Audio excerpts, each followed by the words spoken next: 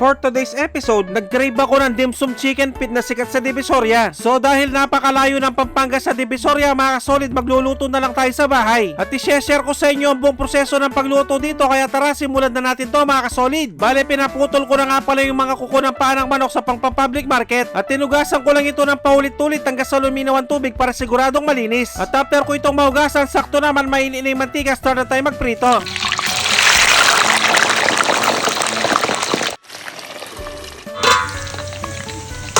At fast forward tayo mga kasolid, pagkalipas ng ilang minuto, ito na yung itsura nila. At after ko naman silang mahango, ay idadiretso ko na sila dito sa ready kong pressure cooker. Maraming salamat sa mga bagong viewers at followers dyan. Welcome na welcome po kayo dito. Bubuhusan ko na nga rin pala ito ng tubig, yung saktong lulubog sila at sasangkapan ng toyo. Balit ang diameter lang ang gamit natin, wala tayong eksaktong measurement dito mga kasolid. At after ng toyo mga kasolid, sasangkapan ko naman ito ng pamintang durog, asukal at yung katas ng aswiti. Ito kasi yung magsisilbing pampakulay ng sauce natin. At nagpapa-shoutout nga rin pala si Princess Pandita Andres ng North Cotabato. At after ko itong masangkapan mga kasolid, tatakpan ko na ito hanggang sa lumambot.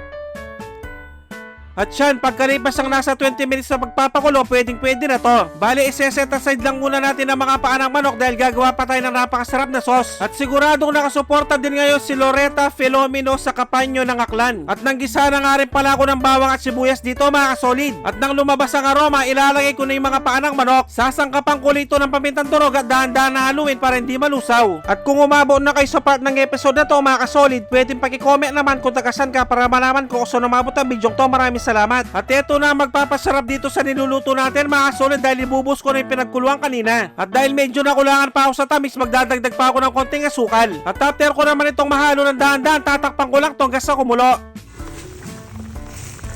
At dahil kumukulo na mga kasolid, lalagyan ko lang ito ng slurry, yung pinaghalong cornstarch sa tubig. At hahalu-haluin ko lang to sa mainang lakas ng apoy hanggang sa makuha ang tamang lapot. At dahil luto na ang aking napakasarap at napakasolid na dim sum chicken feet na sikat sa Divisoria, magpiplating na tayo. At pag-rate naman 1 to 10 ang recipe natin ngayon mga kasolid, maraming salamat. At syempre, dito na tayo sa pinaka-exciting part, ang tikiman time, yun no? Kain po tayo mga kasolid. Sus Mariosep, kanyama na po. Grabe, kahit hindi ako bumiyahe ng malayo, nakatikim na rin ako. At ito nga rin pala yung masarap dito mga kasolid, yung isasabaw mo yung sauce sa kanin. At yung lasa niya, pag natikman mo, gusto mo yung tuloy-tuloy yung subo. Lalong-lalo na yung medyo mainit-init pa, grabe, napakasolid. At dahil sa sobrang lambot niya, walang ka-effort yung pagkain. At bibigyan ko na kayo ng pangmalakasang perfect bite para dito. Yung isasabaw mo yung napakasarap na sauce sa kanin lamig, sobrang napaka-perfect nito mga katampo.